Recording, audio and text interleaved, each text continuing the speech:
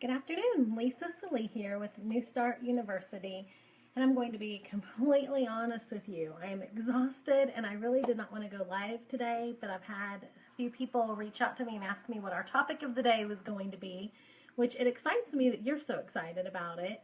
So I felt like I definitely needed to just hop on for a quick second and talk to you about this. I am pretty sure, I know most of my friends that are friends of mine on Facebook. I know most of you pretty well. And even though I don't know all of you, I would venture to guess that I do not have any friends on my Facebook friend list that are bullies.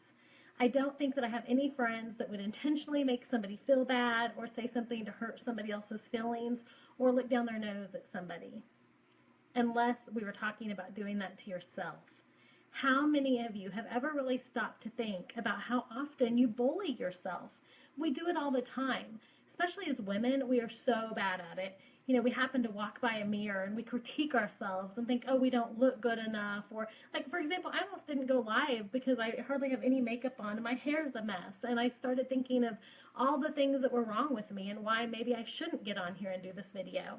And that is what I want to talk to you about today. I want to share with you a couple things. If you have never read this book, it's by Og Mandino, and it's called The Greatest Miracle in the World. This is something I encourage anybody that is struggling with reprogramming those thoughts in our heads to read. It is absolutely amazing.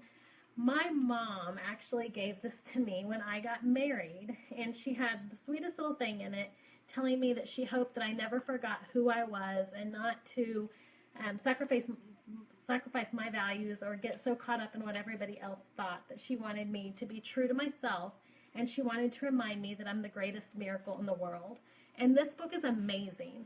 There's one part in here, it says, most humans in varying degrees are already dead. In one way or another, they've lost their dreams, their ambitions, their desire for a better life. They have surrendered their fight for self-esteem, and they've compromised their greatest potential. They have settled for a life of mediocrity, days of despair and nights of tears. They are no more than living deaths confined to cemeteries of their choice, yet they not remain in that state. See, you don't have to remain in a state of low self-esteem or negative self-talk. You just have to really work on reprogramming those thoughts. And those that are in my group, we talk about this all the time. Because if I can be honest with you, it is very easy to work out every day. It's very easy to eat healthy. What's really, really hard is programming those thoughts. Maybe somebody said something to you when you were a child. Remember that saying, sticks and stones may break my bones, or how's it go? Sticks and stones may break my bones, but words will never hurt me. That is so wrong. I'm pretty sure I got in trouble quite a bit as a child. And yet, I don't really remember any of my spankings, but I do remember the mean things that people said to me while I was growing up. And those helped kind of shape my value and what I thought of myself. And it's been really, really hard to learn to slow down and be present, but that is one of the biggest things that I can encourage you to do. If you can slow down and be present and be aware of those thoughts, be aware of those things that you're telling yourself, then you can start reprogramming them. For example, if you think, oh, I can't do that, stop for a second and think, wait, what would it take for me to accomplish that? You know, figure out what it is that you think is stopping you and what you could do to actually push through that. You would be amazed if you can actually be aware. You would be amazed at how many times you tell yourself that you're not good enough or you're not capable enough or all these different things that you would never, I bet none of you would ever get on my Facebook and tell me, you know, you're looking really ugly today, or you're not really smart enough to be getting on here and doing lives, or you really suck at that. I don't think you would probably tell me that. If you are, go ahead. If you would, go ahead and drop off now. But yet you'd be very quick to tell yourself that.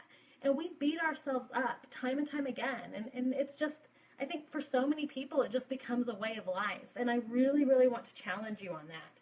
You know, there's another part in this book, and it says, never until the end of time will there be another such as you. You have shown absolutely no knowledge or appreciation of your uniqueness. Yet you are the rarest thing in the world. There's nobody else like you. Isn't that cool? Even identical twins are not exactly alike. Chrissy, I feel you. It is so easy to do. It is so, you know, and for some reason we think it's acceptable.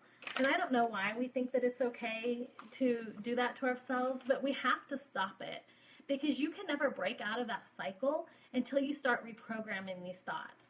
And this is going to sound silly, but I've blogged several different things that can help you, and I'll be posting that blog later today. But one thing that really helped me is mirror talk. And I know it sounds ridiculous, and believe me, I felt absolutely stupid the first couple times I did it. But when I left my job and decided that I was going to pursue being a motivational speaker and I was going to pursue all these other things that I want to do, I was scared to death. I thought, well, how in the world am I even going to do that? And I had went to a convention and they had talked about mirror talk. And so I decided I was going to give it a try. And as stupid as I felt, and as stupid as it sounds, I would get up every morning and I would tell myself, you're a rock star. You are successful and you are sure of yourself and you can handle whatever this day brings at you.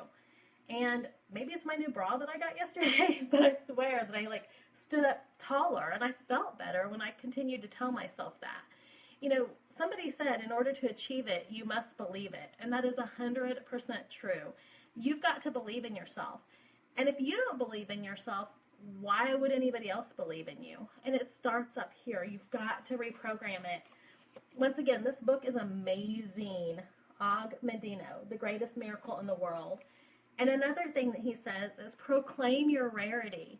You know, I know that I'm awkward. I know that I'm goofy and I'm silly, but that's me. That's what makes me up. And all of you are different, but you have to proclaim your rarity. You know, don't try to hide it. Don't try to hide what makes you you. Just start working on telling yourself that you're awesome and that you're amazing because you truly are. But my biggest tip for you is to just slow down and be aware and start paying attention today of the things that you're telling yourself. Start paying attention today, the ways that you, I can't even talk. Start paying attention today of all the things that you say on a daily basis to beat yourself up and stop it. You know, I was talking to a lady today about storyboarding, and that's something I learned a long time ago. And basically, like if I used to be scared of talking. I used to be scared of talking in public and doing networking. And honestly, when I was part of a networking group, for probably the first 6 months, I would have so much anxiety on the way to this particular group.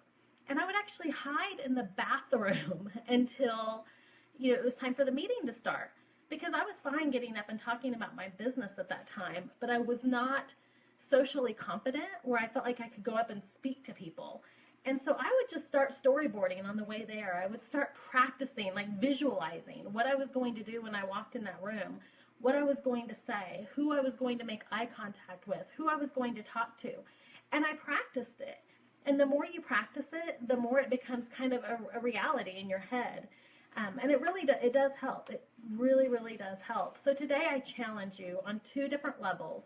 And I definitely, actually 3, because I challenge you to read my blog also. But I challenge you to really pay attention to the things that you're saying to yourself. And every time you have a negative thought, I want you to challenge that idea. I want you to challenge why you think you're thinking that and what you can do to think differently. And then I want you to challenge just to start storyboarding, to start visualizing yourself. Start visualizing yourself in the life that you want, because I guarantee it'll make a difference. So I have just about finished my blog. I've been working on it all afternoon for you. I'll be posting it here shortly. If you have any questions, please comment or send me an email. I'd love to help you because we all need a new start.